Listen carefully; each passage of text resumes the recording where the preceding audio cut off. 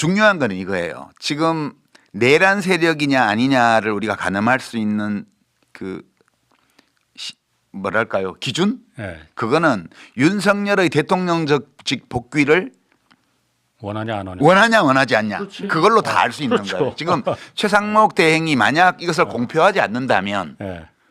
원하는 거지. 예. 그다음에 헌재 재판관 임명을 안 한다면 예. 그것은 윤석열의 대통령직 복귀라는 그래서 대통령직으로 복귀해서 뭐 했는데 아무 문제 없잖아. 또 하도록 만드는 이 시나리오만이 나를 살릴 수 있다고 믿고 있다는 증거예요. 그래서 그 공포의 시나리오를 따라가는 거거든요. 그러면 즉각 탄핵해야 된다고 봐요. 저는 최상목 씨도 이거는 무슨 줄탄핵 무슨 대행의 대행 뭐 이런 문제가 아니고 그런 거 신경 쓸 필요 없어요. 예, 내란의 재발을 막기 위한 거예요. 그러니까 우리가 암 수술에 비할 수 있는데요. 예. 이 암이 45년 전에 있었어요. 그리고 우리가 대한민국이 거의 죽을 뻔했어요. 이 전두환 신군부라는 이 내란의 암.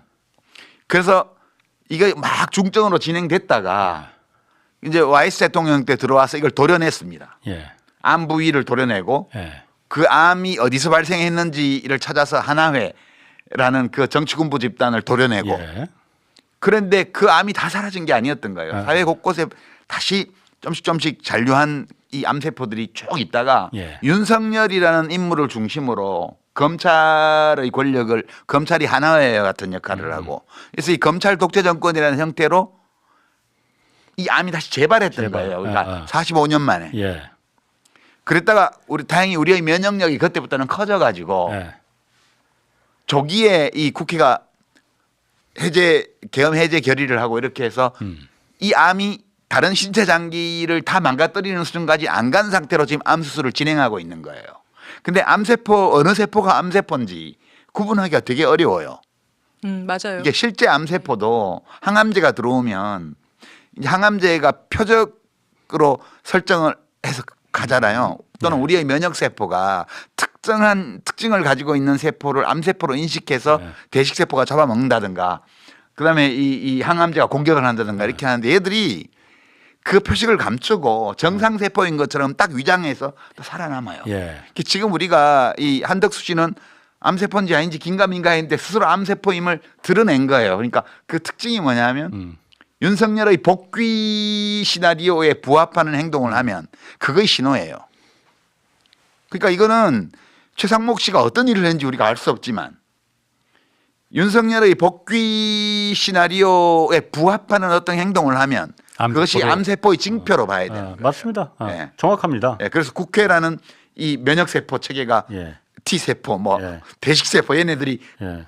집결해가지고 그 암세포를 잡아먹어야 돼요. 그러니까. 이게 이제 이른바 일부 몰지각한 친윤 언론이 줄탄핵이라고 이야기하는 이 현상이거든요. 그러니까 암세포를 박멸해가는 과정이에요. 이 암세포들끼리는 교신을 해요. 그렇지. 맞아요. 그러니까 실제로 이 암세포는 정상세포와 그러니까 암세포의 이 정의가 뭐냐 하면 다른 정상세포와 교신하지 못하고 숙주가 그 자기가 일부가 되어 있는 그러니까 지금 국무위원들로 치면 대한민국이 숙주예요. 예.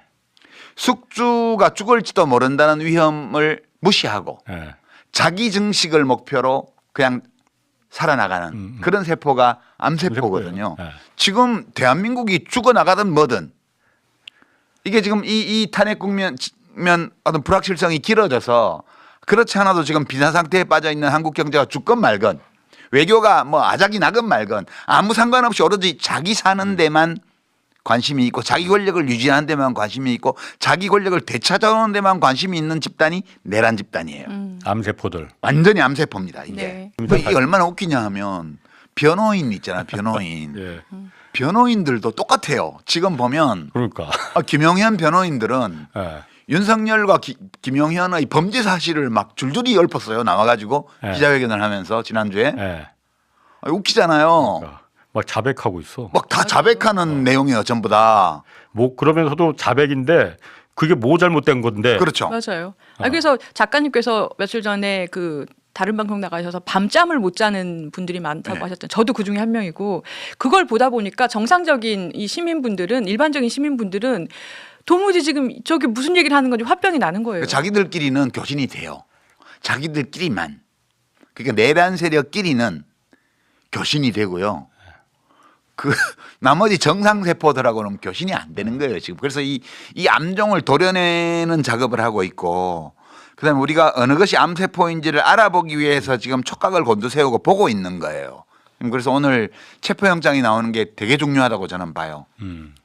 아직은 안 나왔죠, 체포영장. 예, 아직은 뭐 속보 들어온 거 없는 거 보니까 아침부터 해서 지금 계속해서 아마 제 생각에는 판사가 서류를 아마 그 공수처에서 상당히 많은 양을 넣은 것 같고, 그래서 보통 읽어보거든요. 읽어보고 근데 보통 한 아침에 나오면 오후 3시 정도엔 나와요, 일반 범죄면. 근데 아직까지 안 나온 거는 상당히 꼼꼼하게 검토를 하고 있다 이런 생각이 듭니다. 근데 저 암세포들이 되게 큰 실수를 한 게 이제 판사는 잡아넣을 필요가 없거든 원래.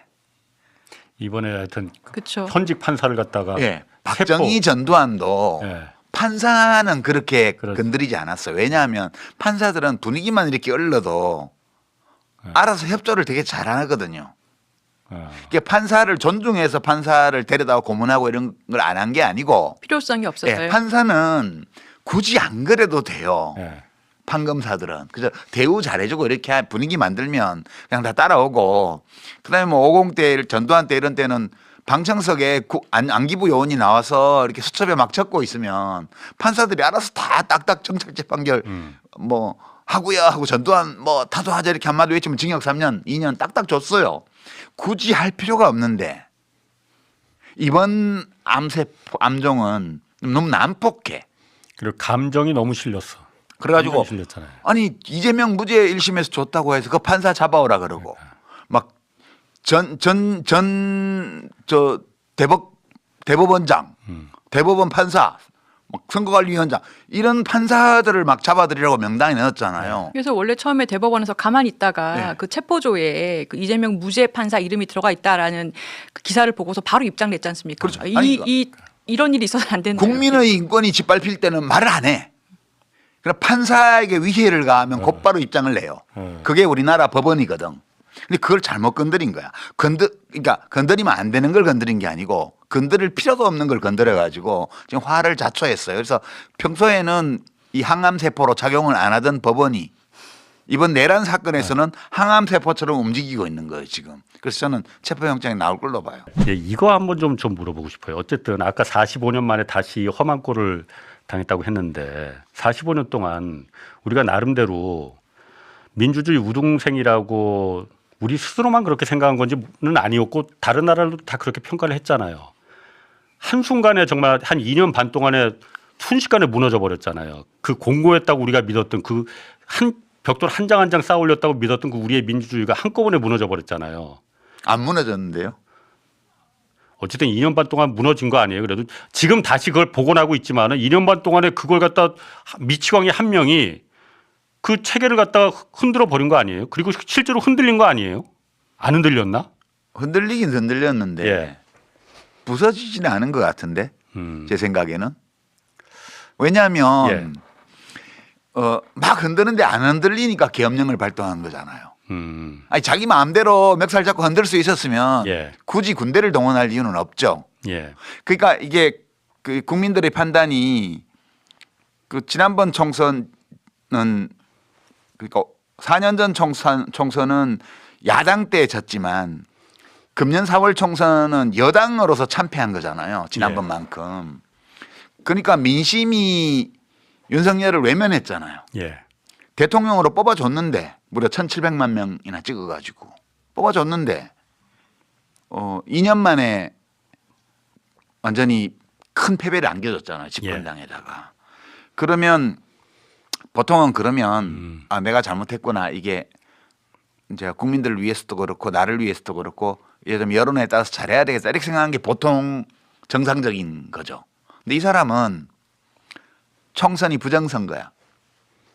그리고 그럼 당신은 대선 때는 왜 이겼는데 그러면 그때도 10% 넘게 이겨야 되는 건데 부정선거 때문에 질 뻔한 거야. 명태균이 조작해서 갖다 준 뻥튀기해서 갖다 준 그 여론조사를 믿고 그렇게 하는 거예요. 그러니까 이제 그만큼 정신 나간 사람인데 마음대로 안 흔들어지니까 이걸 한 거거든요. 아 오히려 한국의 민주주의가 허약했던 게 아니고 그만큼 강건했었다라고 그걸 반증하는 거라 이렇게 친미 쿠데타가 실패했잖아요. 국회의원들이 잽싸게 모여가지고 해제 결의를 했고 예. 시민들이 와 모여 개헌권보다 더 일찍 모여가지고 담 넘어가게 도와주고 막 장갑차 오는 거 막 몸으로 맞고 이랬던 국민이잖아요 우리가. 그러니까 그만큼 우리 사회의 이 내란의 암에 대한 공포. 예, 그 면역력 예.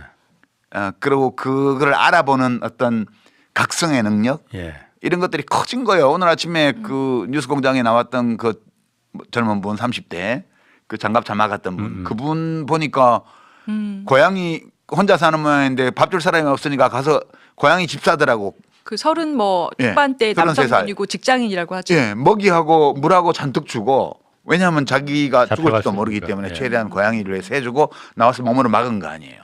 그런 분들이 다 면역세포인 거예요. 그게. 네. 그러니까 그만큼 이게 79년도 이럴 때하고 달랐던 거는 그만큼 이 면역력이 강화돼 있던 거예요. 이 독재에 대한. 네. 뿐만 아니라 우리 707 특임대를 비롯해서 위에서는 명령이 내려왔지만 망설이고 주저하고 그런 모습이 역력했잖아요. 그렇죠. 예. 그 개개인 군인들의 마음속에 시키면 다 한다 이게 아니고 이렇게 하는 게 맞나라는 번민 이런 것들이 있었잖아요. 이제 그 사람들조차도 암세포가 안 된 거예요.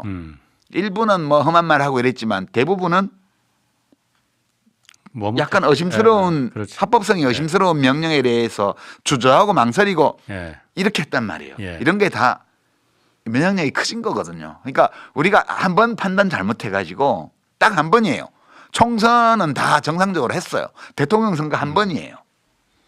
그때 한 번 잘못 봐가지고 잘못 선택했고 그 잘못 선택했음을 깨우쳤기 때문에 다른 선택을 해온 거잖아요. 그 결과가 계엄령 발동이었고 친위 쿠데타의 조기 실패였고 그다음에 이 내란의 암을 완전 제거하기 위한 작업을 지금 진행 중인 거고 저는 그래서 우울하고 화가 나고